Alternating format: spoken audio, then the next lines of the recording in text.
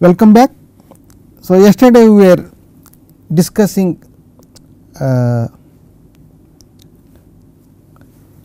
about similarity matrix, and let me begin with the advantage of this similarity matrix. So, this is our so A is introduced notation yesterday. So, this is an n by n real matrix. Okay. We call A is similar to B. So, suppose there exists non-singular C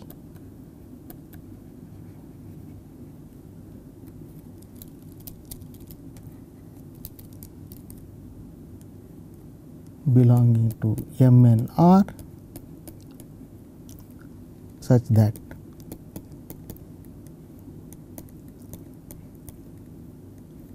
C inverse A C equal to B. Okay. So, this is we say that A and B are similar. So, we are aiming at finding a suitable C such that this B is either diagonal or in the worst scenario an upper triangular matrix. We will come to this little later. And we also saw that, so this implies C inverse E A, C is equal to E to the B. Okay, so, the exponentials of A and B are also similar. In the context of ODE, so let us consider this x dot equal to A x. Suppose this is the given system, and we know that the general solution is given by e to the T A and x naught. X naught is an arbitrary vector in R n, and now through similarity transformation we transfer this given system into y dot equal to B y, and similarly y is t is given by e to the T B some y naught. Okay. And when B is this simple either diagonal or upper triangular, this is very easily computed.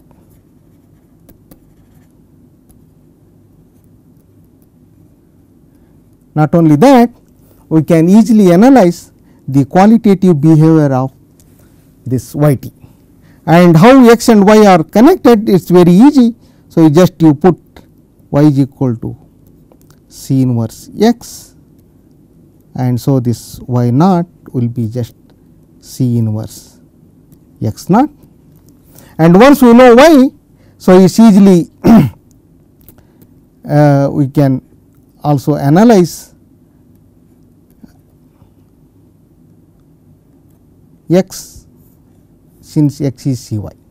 Okay. So, that is the advantage. Okay. So, that is why this all effort is being done to find a suitable non-singular C such that the C inverse is equal to B, and B is quite simple one. So, that we can compute the exponential of T B very easily, and then we analyze the solutions of this reduced system, and then we get information about the original system. Okay, that is the advantage. Okay.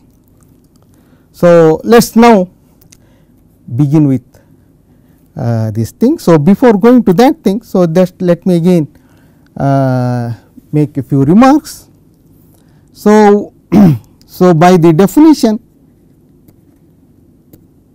of the norm, it follows that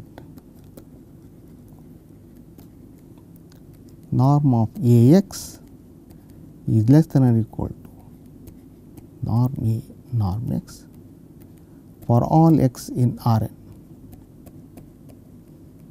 Okay. We also saw that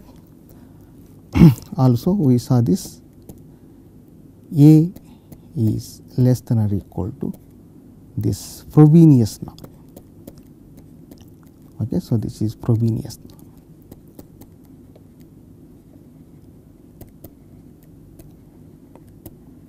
And from this, if I replace x by x minus y and by linearity of A, so we have Ax minus Ay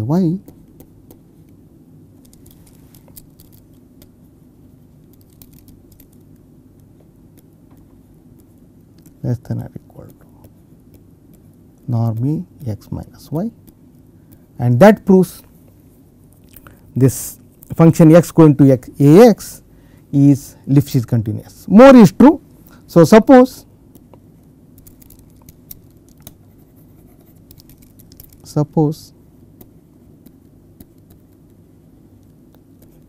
At is a matrix valued function of t in some interval. So, that means for each t in AB, At is in MNR, okay? And suppose and assume the elements of At are continuous on AB, okay? And then then this for each t I have this thing,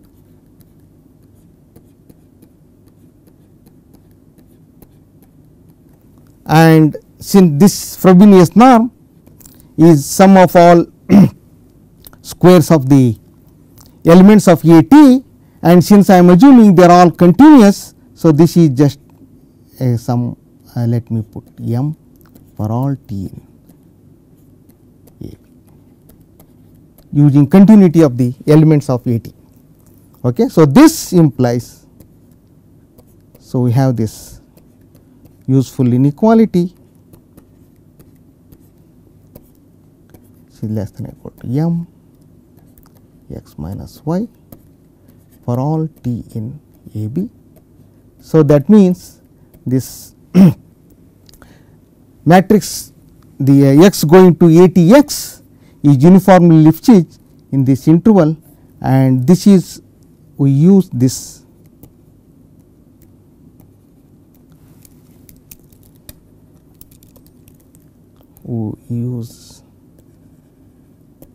fact in studying the linear system x dot equal to ATX.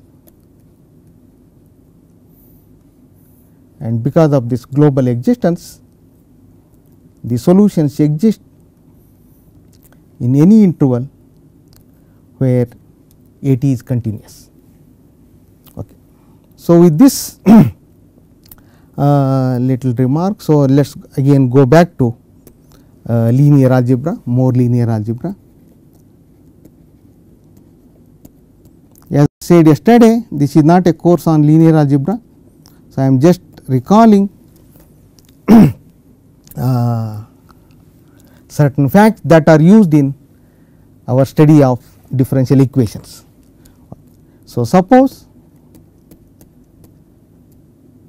M and N are subspaces of Rn such that, so since they are subspaces, 0 element is always there, and I just want their intersection to be just 0. We call such subspaces, we call Mn disjoint. Okay. So, though the intersection is not empty, but it is the trivial subspace, namely the 0 subspace, we still call it disjoint, and assume Rn is m plus n. Okay. Let me explain that little bit. So, this is called direct sum of mn. Okay. This means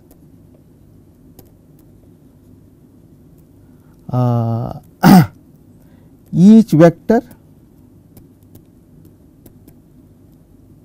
in Rn is written as a sum of a vector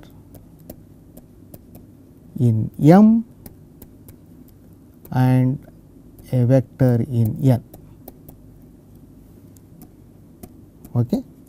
And this condition M n are disjoint. Okay. So, you can easily check that R n is equal to m plus n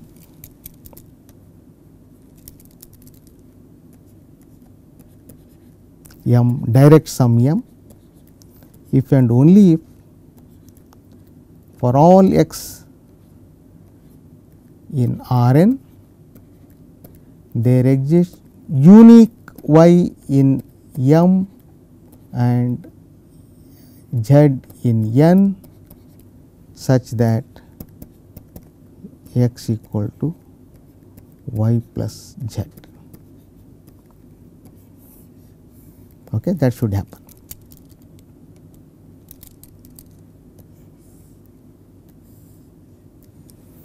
And this is easily extendable to any finite number of subspaces, and that is what we are going to do. Okay. So, in addition,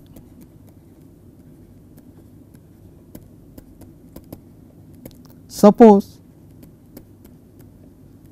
m n are invariant under A. So, remember A is given matrix n by n matrix. So, that is again definition A m. So, you act A on every element of m and again that should be in n and similarly for n.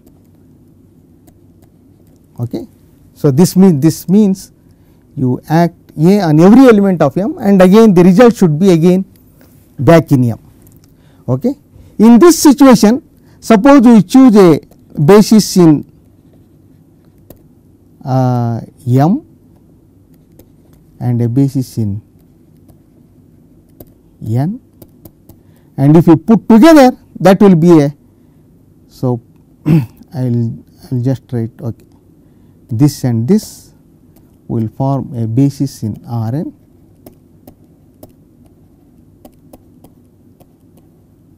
Okay.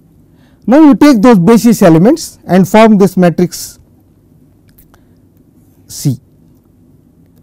Okay. So, this is C and these are you put the basis elements of m here and then you put basis elements here, okay, and then you act A. So, since these are all basis vectors, C is non-singular. Okay.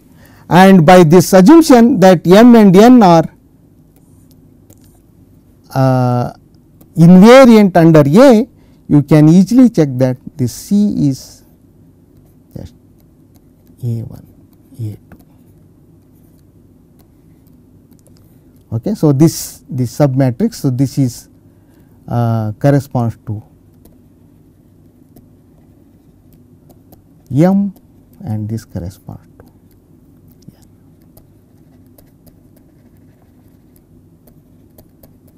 Because if I act A on these basis elements which are in M and the result is again they are back in M. So, each action is again a linear combination of vectors of these things, and that is expressed like that. So, in other words, so if we have two subspaces invariant under M and whose direct sum is R n, then the matrix with respect to that basis decomposes into a block matrix. So, in other words,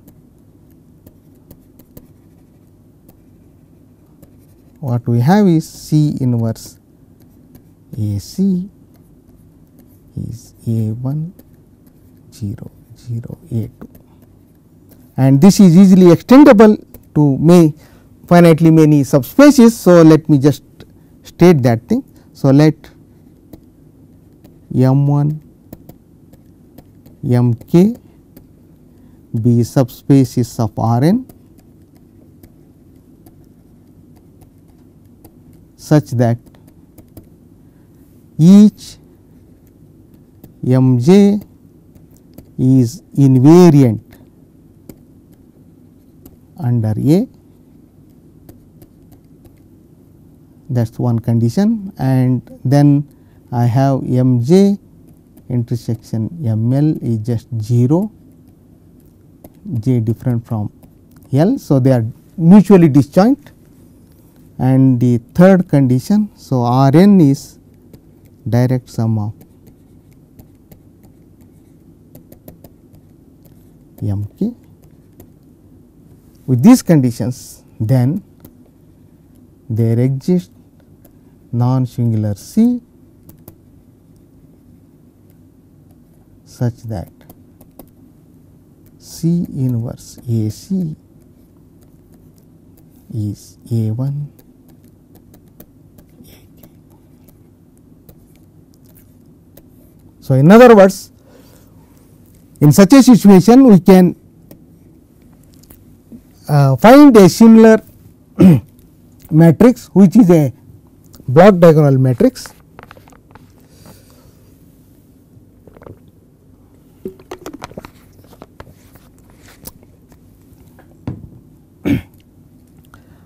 Satisfying this condition. Okay. So, this is important. Okay. In this case, immediately we see that C inverse E A C is E A 1 etc. E A k. This we saw yesterday. Okay. Once the matrix is block diagonal, its exponential is very easily computed, and now we proceed to find some special subspaces of R n which are related to A and which satisfy this hypothesis of this thing. So, that we have a similar block matrix which is similar to A. Okay. So, that is our next TM. Okay. Okay. That is so, yesterday I introduced the concept of spectrum of A. So, this is just spectrum of A. So, denoted by SP of A. So, this is set of all eigenvalues of A. Okay.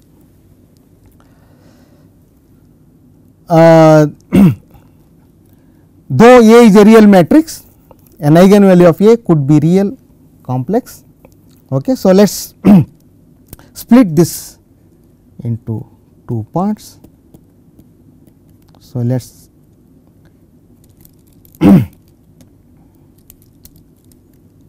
lambda 1 lambda r. So, these are real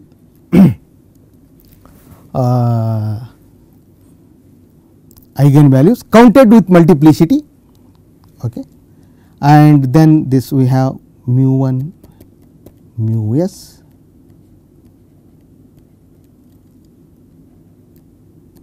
So, these are non-real, and since the characteristic polynomial has real coefficients, we also have this mu 1 bar mu s bar also eigenvalues of A.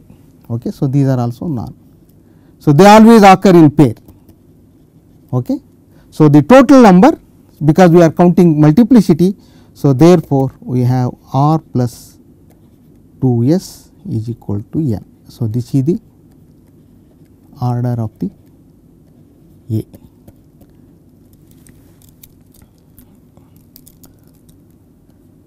And this is also the degree of the characteristic polynomial. Characteristic polynomial, right. Okay. So, now just pick okay. So, let lambda belongs to spectrum of A, also real. Okay. So, complex case is similar. Okay. So, let K be the algebraic multiplicity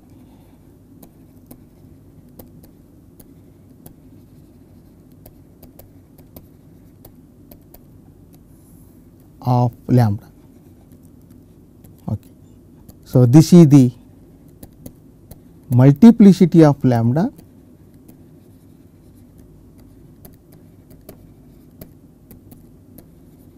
as a root of the characteristic polynomial.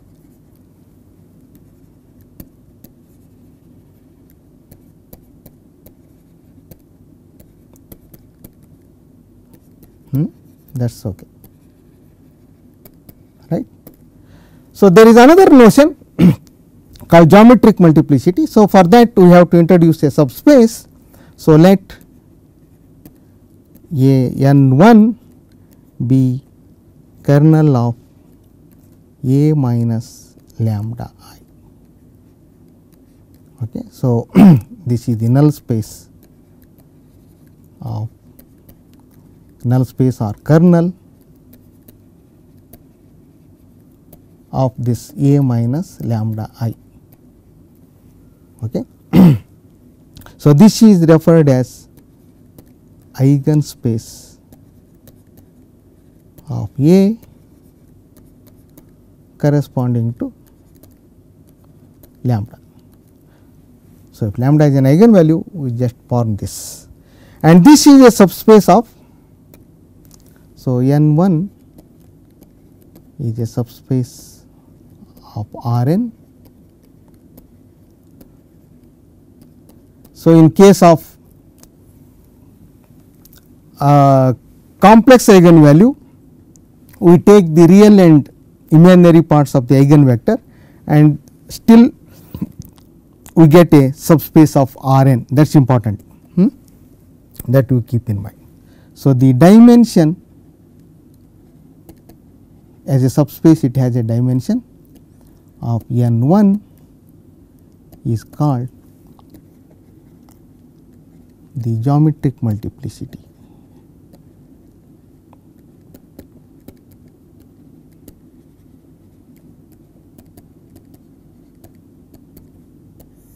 of lambda. So, let me just state a fact that geometric multiplicity is always less than or equal to algebraic multiplicity, and the difference is referred to as deficiency of lambda for any lambda. Okay, so that's always true, lambda in spectrum. Okay. So, the good case is when geometric multiplicity is algebraic equal to algebraic multiplicity, then we will have sufficient number of eigenvectors spanning this subspace n1, and a difficult part is when this is strict inequality. Okay. So, so in that case what we do is, so now define in general. So, define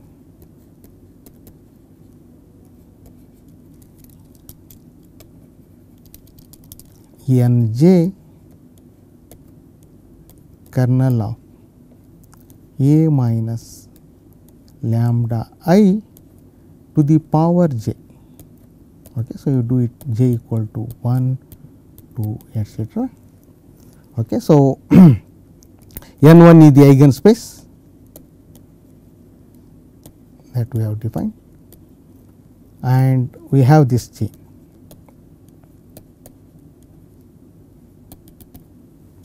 Okay, it's very easily checked that this is ascending chain of subspaces, and since we are in a finite dimension, this chain cannot continue for long. So, there exists smallest d bigger than or equal to 1 such that n1, n2, nd after which they are all equal. So, there are no more additions of new non-zero vectors. Okay, so, this is smallest. Okay, it has a name, and this is called index of lambda. So, everything is, we have fixed an real eigenvalue lambda, and we are just discussing about that.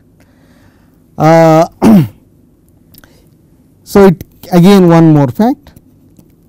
So, these are all subspaces. Okay, this n1, n2, nd are invariant under A. Okay, so, let me not stress that again and again. So, that is invariant subspaces of R n, and more importantly, and dimension of n d is equal to algebraic multiplicity.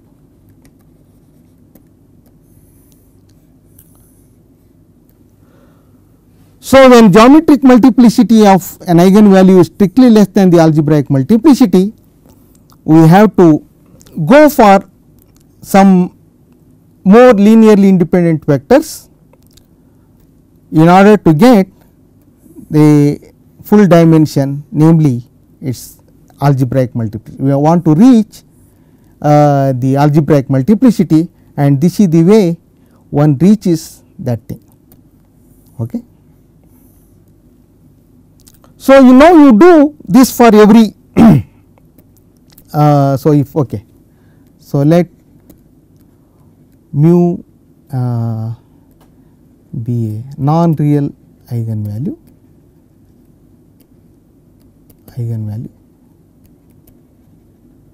okay. And again you form the same thing. Okay, there is this one, there is no problem, kernel of a minus mu I j, j equal to 1 to n, and it will have some index. Now, you just consider the real and imaginary parts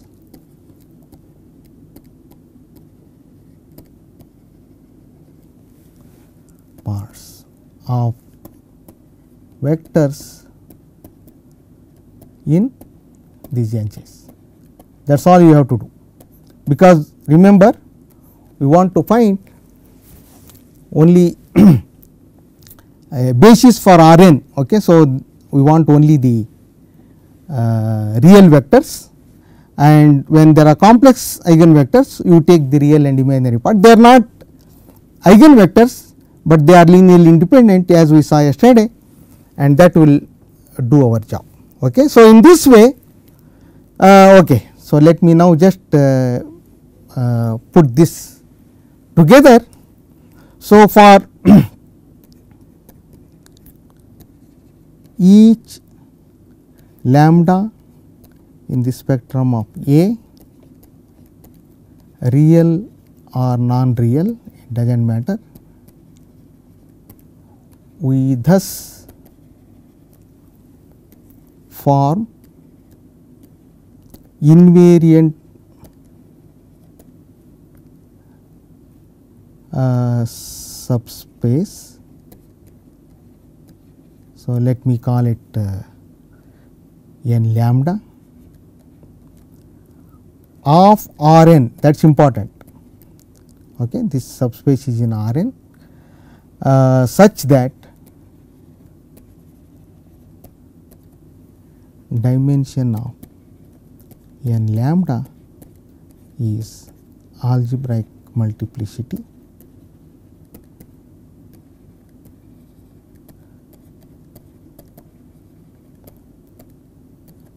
of lambda if lambda is real, otherwise it is 2 times algebraic multiplicity if lambda is non-real, because that count has to be proper. Okay. Because when lambda is non-real, lambda bar is also an eigenvalue. So, it has to be counted twice. So, that is why this twice and they are all invariant under A, and by very choice. So, we also have that n lambda intersection n mu is just 0 if lambda is, that is by very construction you see that. Okay. So, therefore, so R n is written as, so let me just write lambda 1 lambda r. So, this corresponds to real eigenvalues, and then I have n mu 1, this n mu s. Okay. So, I am not writing the mu 1 bar mu s bar, because they are already included here. So, these corresponds to real eigenvalues, and this corresponds to non-real eigenvalues.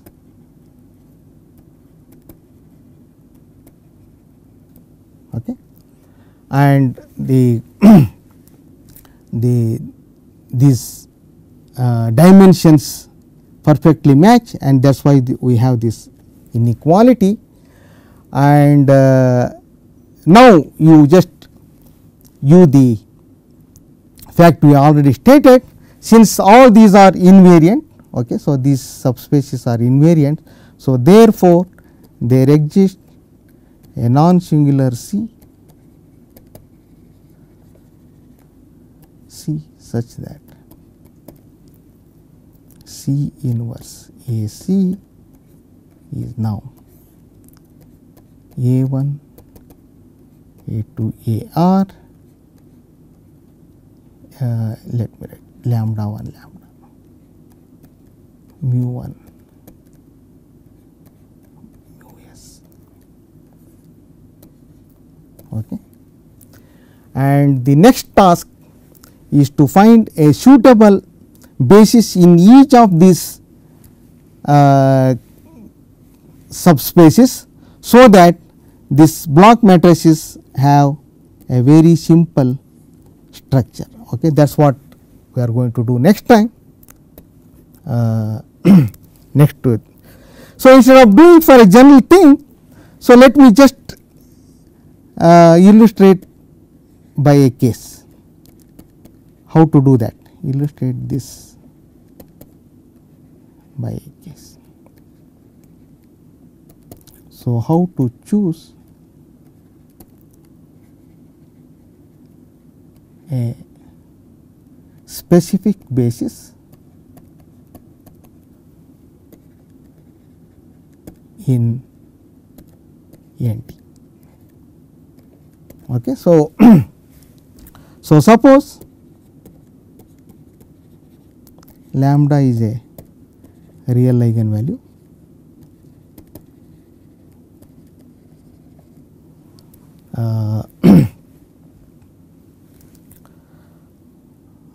of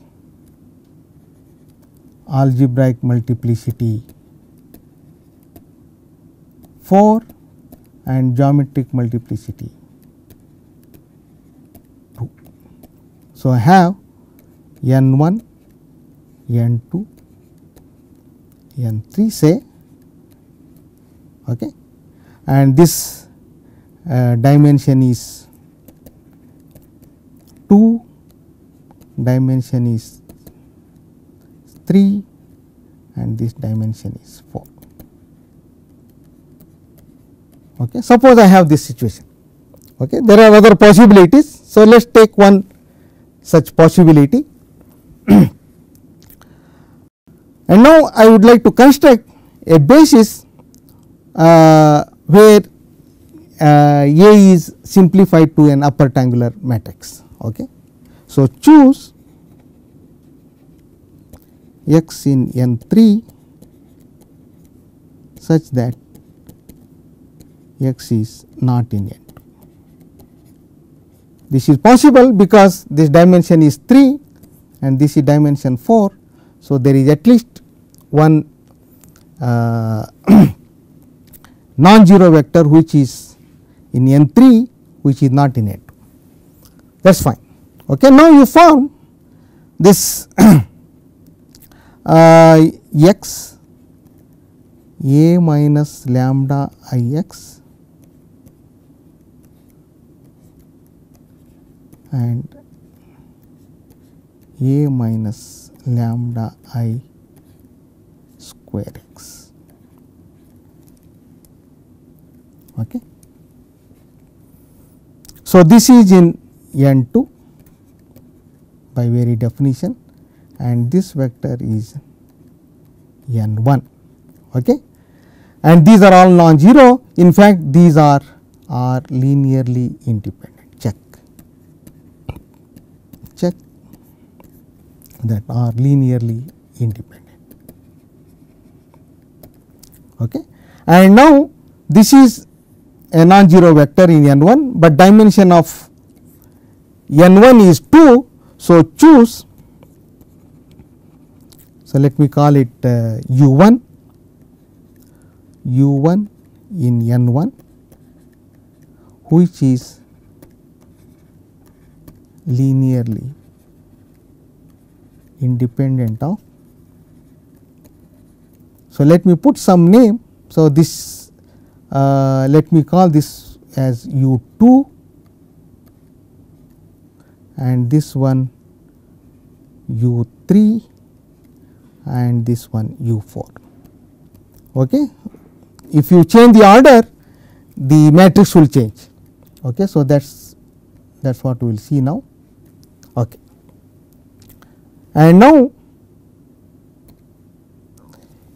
you add this u 1 on these vectors u 1, u 2, u 3, u 4. Okay.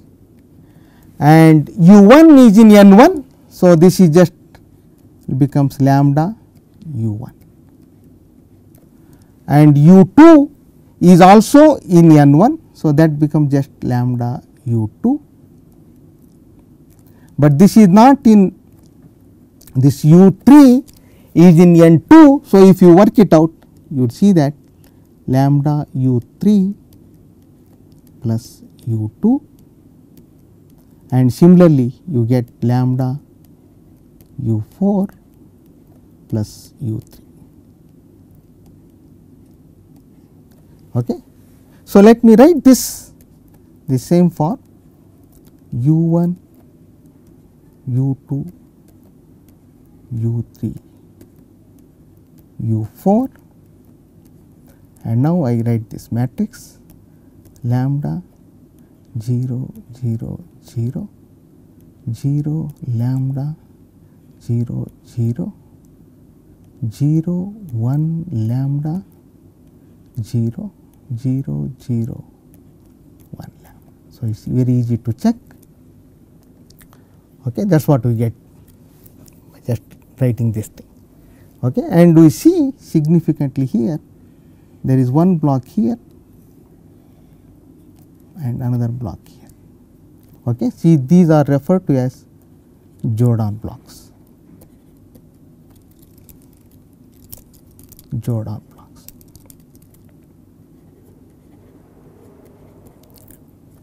Okay. So, in general,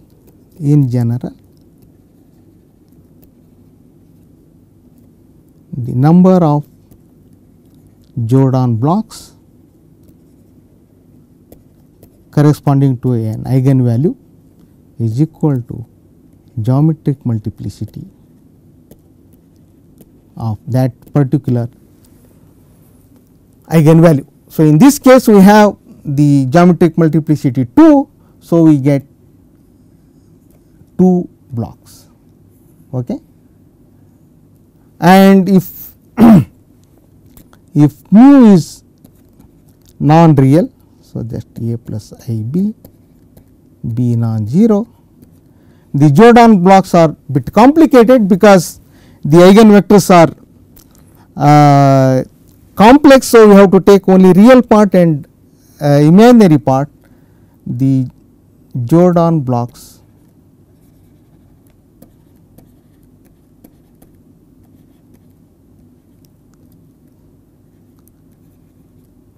corresponding to mu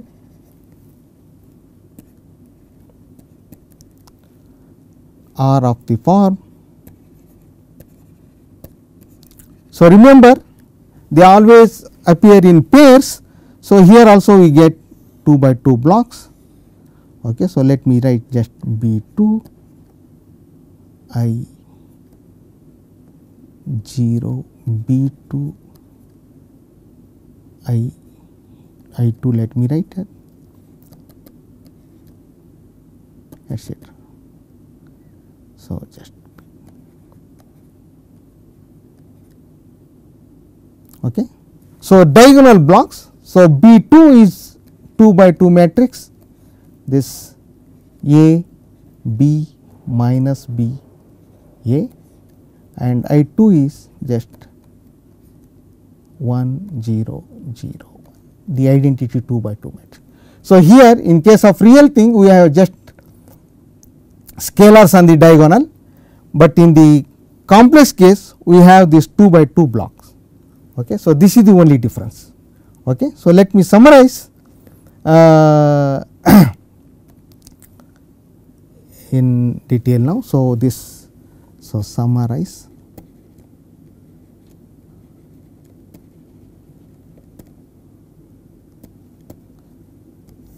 So, given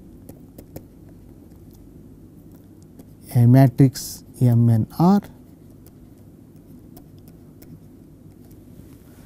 there exists a non-singular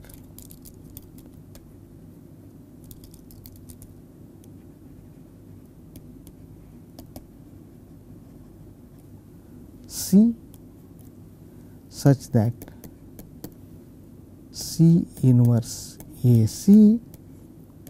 So, let me just write J 1 J 2 J k, where each J L is a Jordan block corresponding to an eigenvalue of A. Okay. And we have, so if if the eigenvalue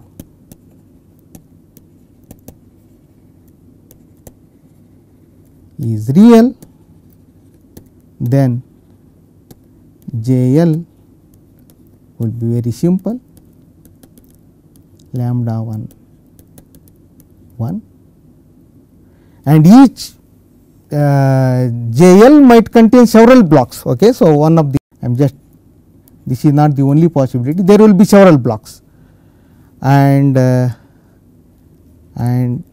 if the eigenvalue is non-real, then this will be just B 2 B 2 I 2 I 2. That is the only difference. Okay. So, in particular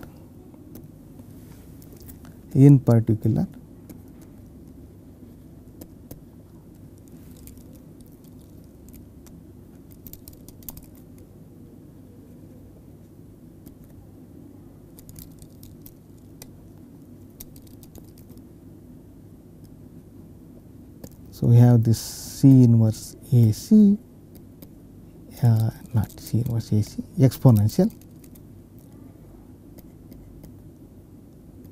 e to the j1 etc. Okay.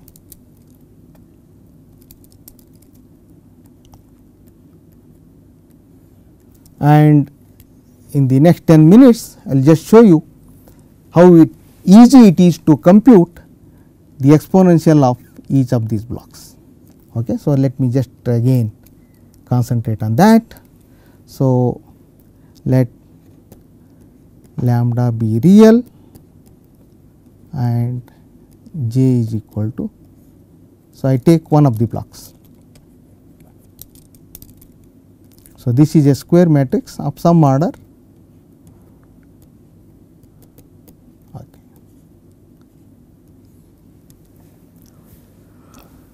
So, so what is EJ? Okay, so that is the next question. So, again a fact. So, let me just, so if A and B commute, that is AB equal to BA, then exponential of A plus B is equal to exponential of A exponential of B.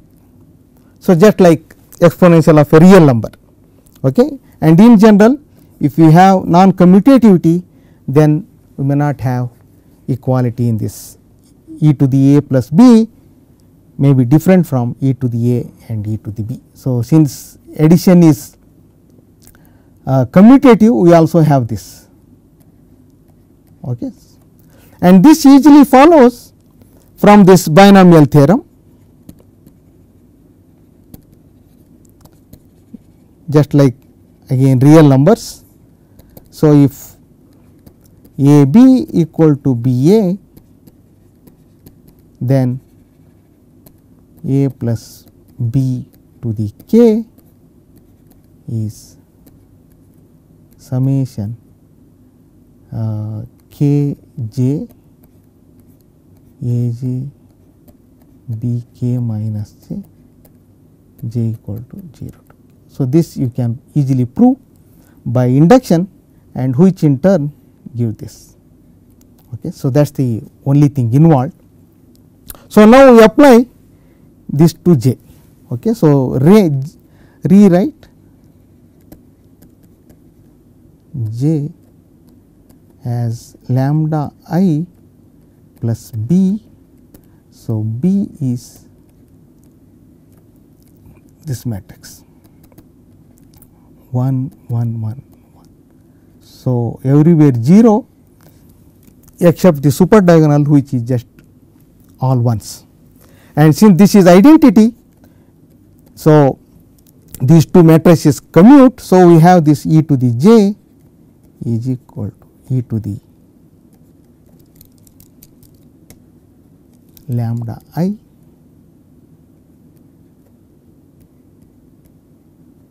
e to the b, and this you can easily check. E to the lambda I is nothing but e to the lambda into I into e to the b. So, this is identity. So, we have just e to the lambda e to the b. And now, let me just expand this. So, this is by definition I plus b plus etc. Okay. The important thing about B is a nilpotent matrix. B is a nilpotent matrix.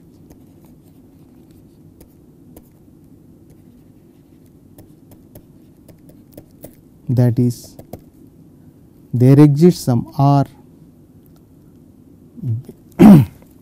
integer r such that Br is 0. Okay. So, this is a finite sum. So, it only goes up to Br minus 1 by r minus 1 factorial, and it is very easy to compute even the powers. So, this the diagonal containing ones will be just shifted above and above. So, it is very easy to compute. So, and we have this thing. Okay. And in case lambda is non-real, so mu, suppose mu is non-real,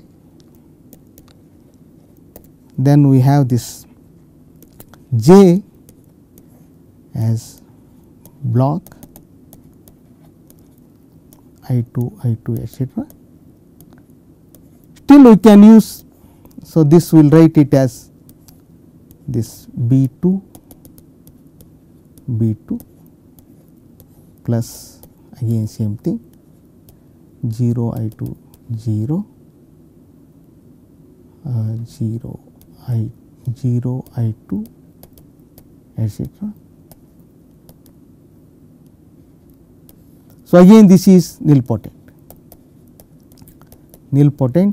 and these two commute.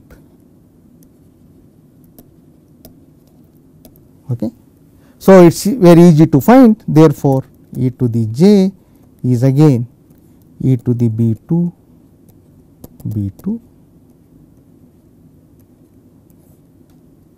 into I plus. So, let me call this matrix as some D. So, I have D plus D square etc. So, this is finite sum. So, there is no problem about that, finite sum, and leave as an exercise. So, remember B2 is A minus B, B A, okay, just 2 by 2 matrix. So, it is very easy to compute that. So, compute e to the B2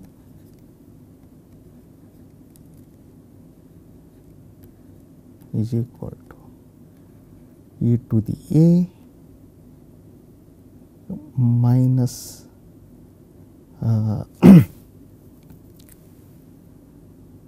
okay, let me just write that e to the A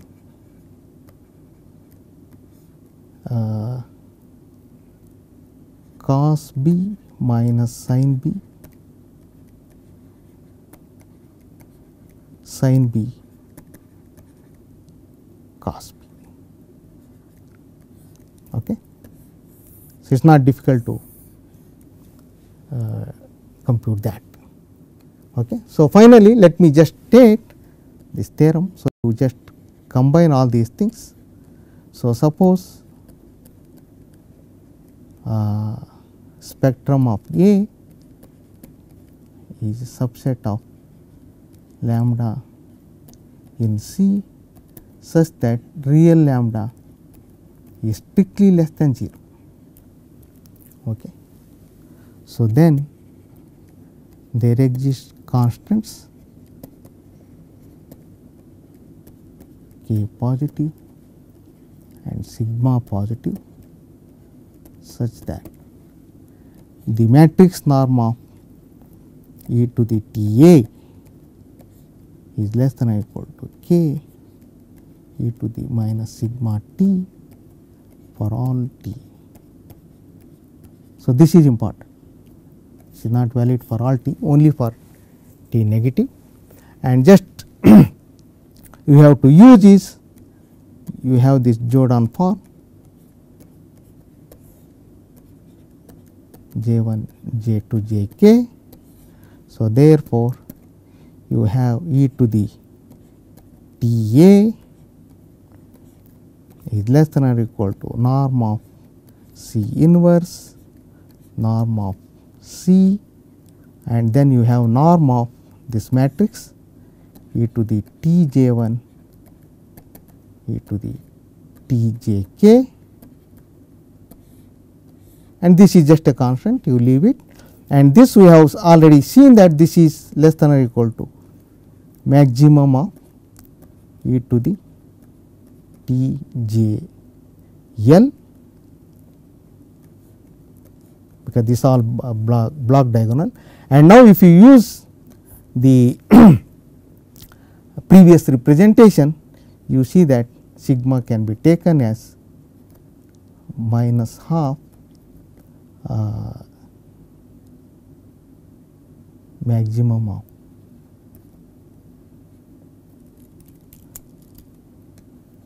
let me just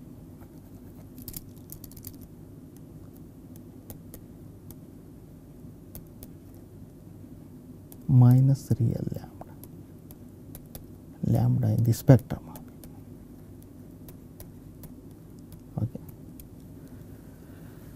Okay. So, this is an exercise, you can just find that this is can be estimated less than or equal to e to the minus sigma t, some constant. Okay. I will put another constant here, constants will come.